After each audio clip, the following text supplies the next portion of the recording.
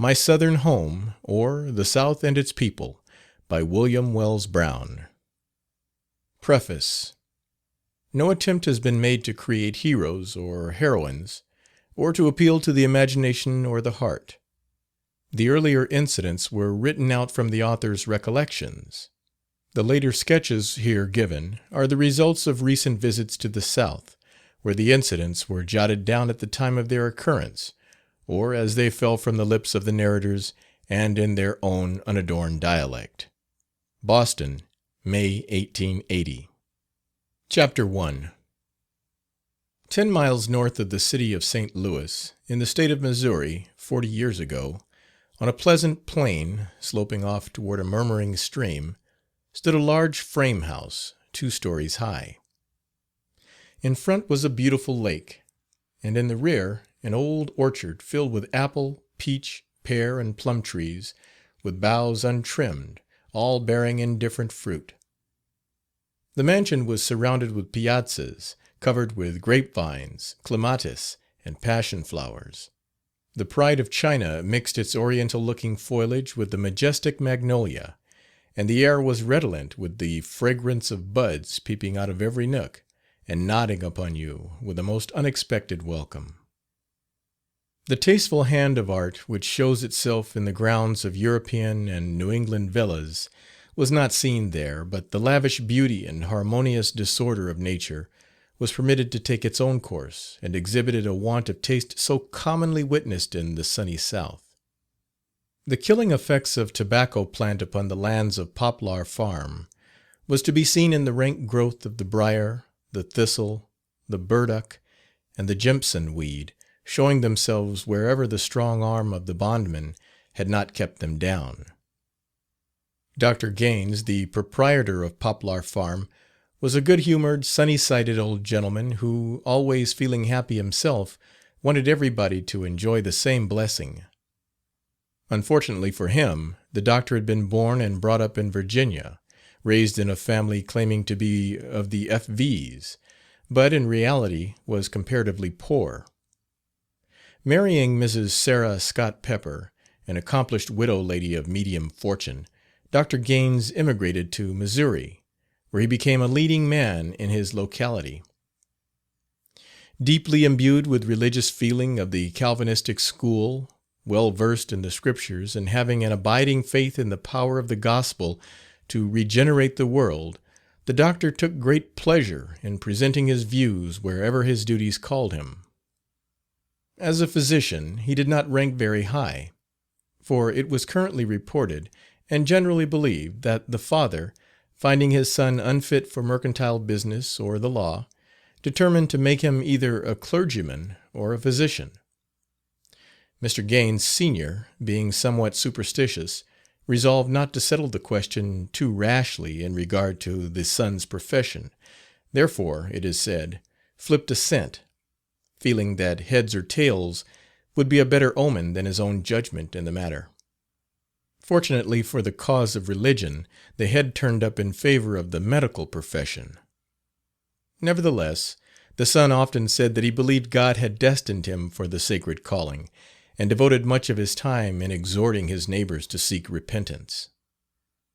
Most planters in our section cared but little about the religious training of their slaves, regarding them as they did their cattle, an investment the return of which was only to be considered in dollars and cents.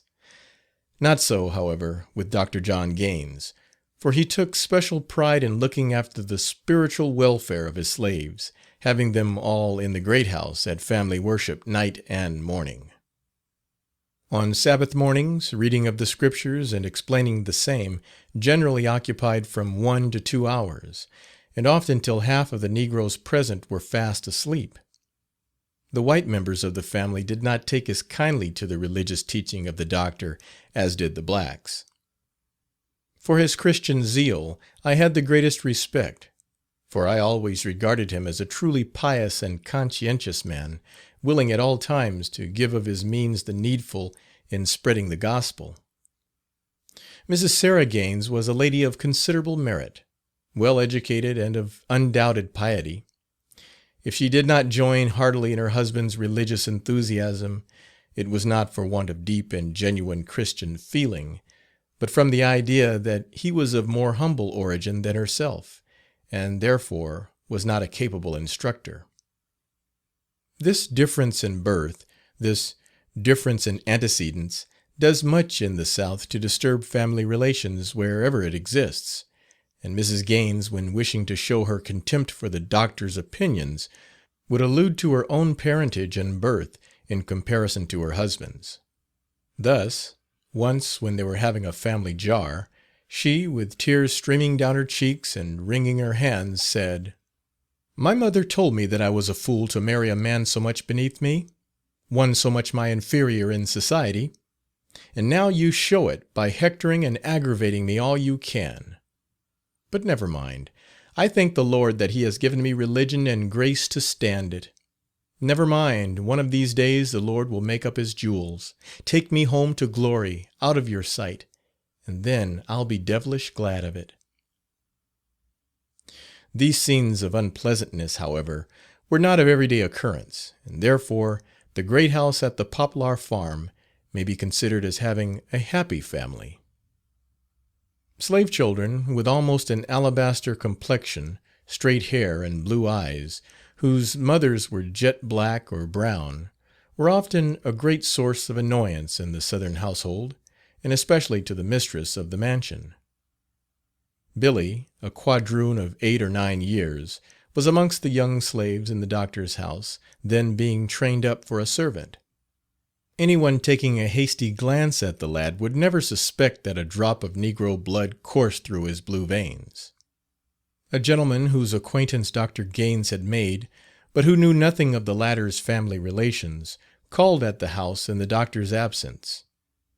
Mrs. Gaines received the stranger and asked him to be seated, and remain till the host's return. While thus waiting, the boy, Billy, had occasion to pass through the room. The stranger, presuming the lad to be a son of the doctor, exclaimed, "How do you do?" and, turning to the lady, said, "How much he looks like his father. I should have known it was the doctor's son if I had met him in Mexico." With flushed countenance and excited voice, Mrs. Gaines informed the gentleman that the little fellow was only a slave and nothing more. After the stranger's departure, Billy was seen pulling up grass in the garden, with bare head, neck, and shoulders, while the rays of the burning sun appeared to melt the child. This process was repeated every few days for the purpose of giving the slave the color that nature had refused it, and yet Mrs. Gaines was not considered a cruel woman. Indeed, she was regarded as a kind, feeling mistress. Billy, however, a few days later, experienced a roasting far more severe than the one he had got in the sun. The morning was cool, and the breakfast table was spread near the fireplace, where a newly built fire was blazing up. Mrs. Gaines, being seated near enough to feel very sensibly the increasing flames, ordered Billy to stand before her. The lad at once complied. His thin clothing giving him but little protection from the fire, the boy soon began to make up faces, and to twist and move about, showing evident signs of suffering. "What are you wriggling about for?" asked the mistress. "It burns me," replied the lad. "Turn around then," said the mistress, and the slave commenced turning around, keeping it up till the lady arose from the table. Billy, however, was not entirely without his crumbs of comfort.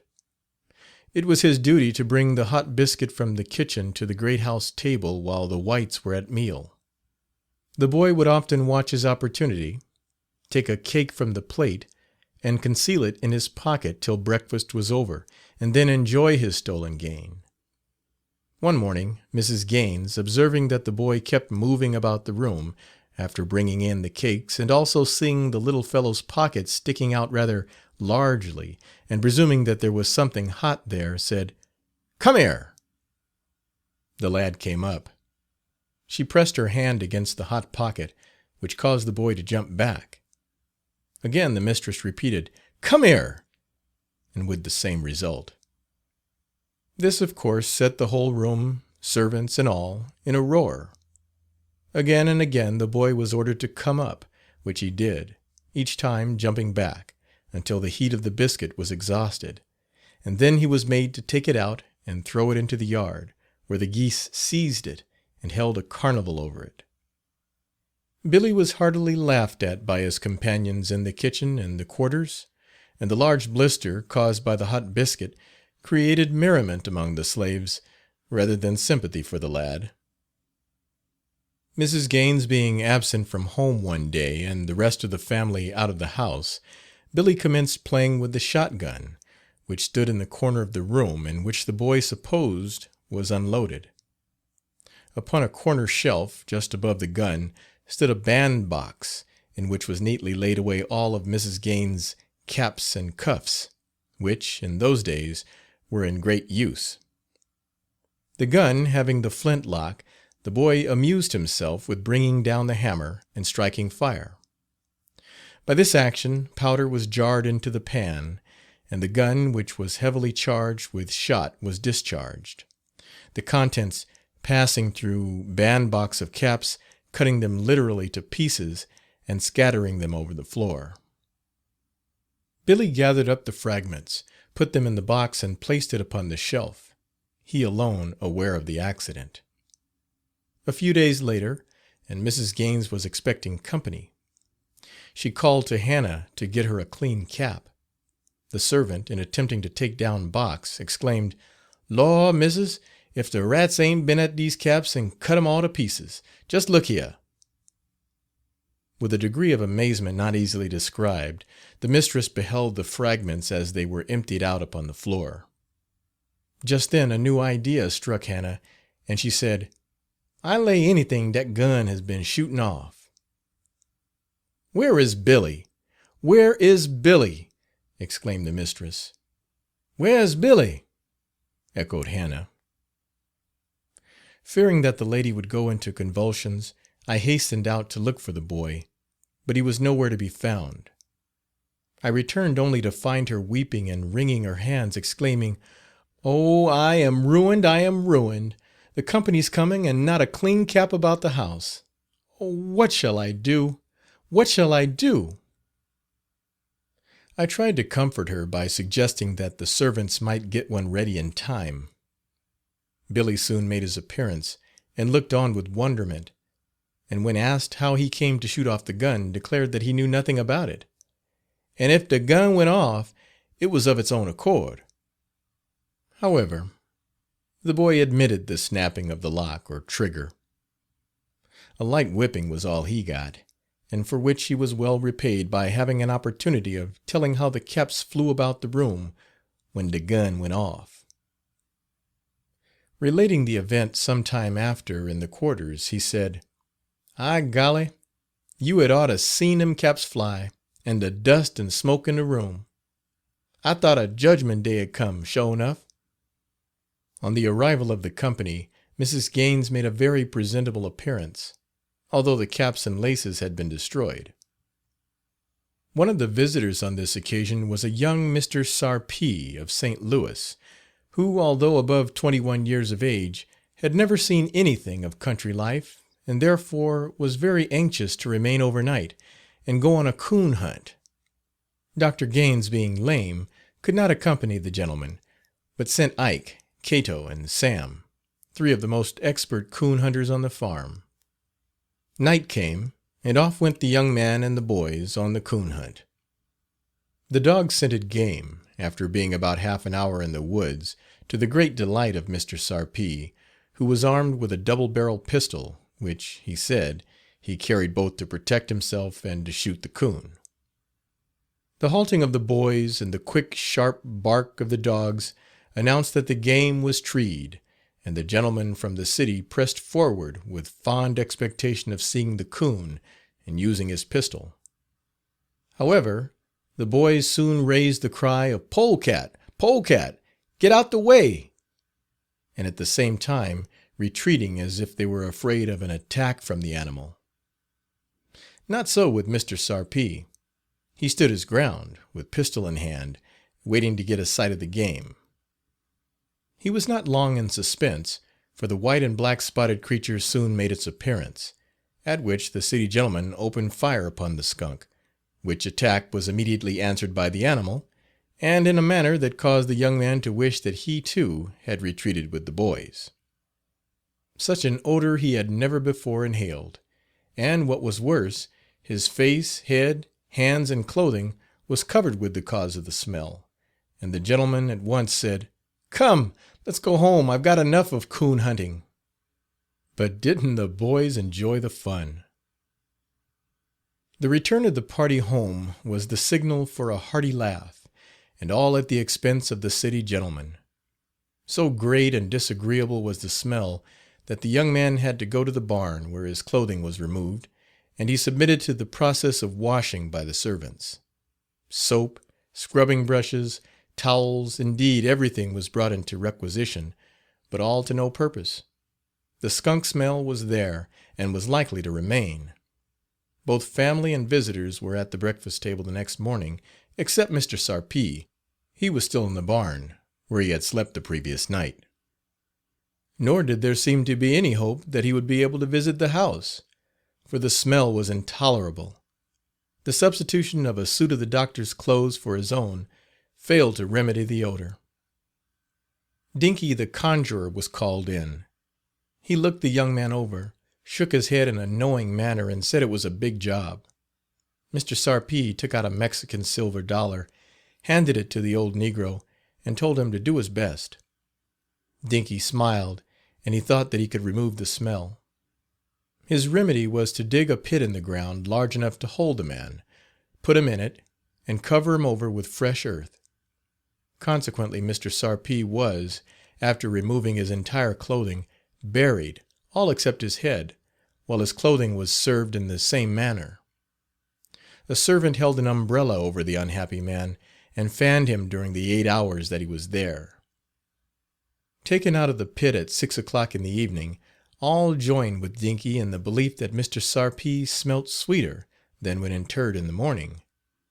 Still the smell of the polecat was there. 5 hours longer in the pit the following day, with a rub-down by Dinky with his goopher, fitted the young man for a return home to the city. I never heard that Mr. Sarpy ever again joined in a coon hunt.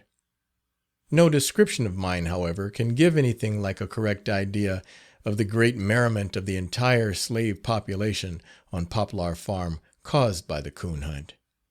Even Uncle Ned, the old superannuated slave who seldom went beyond the confines of his own cabin, hobbled out on this occasion to take a look at the gentleman from the city, while buried in the pit.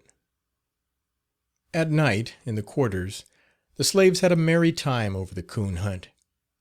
"Ah, golly, but didn't the polecat give him a big dose?" said Ike.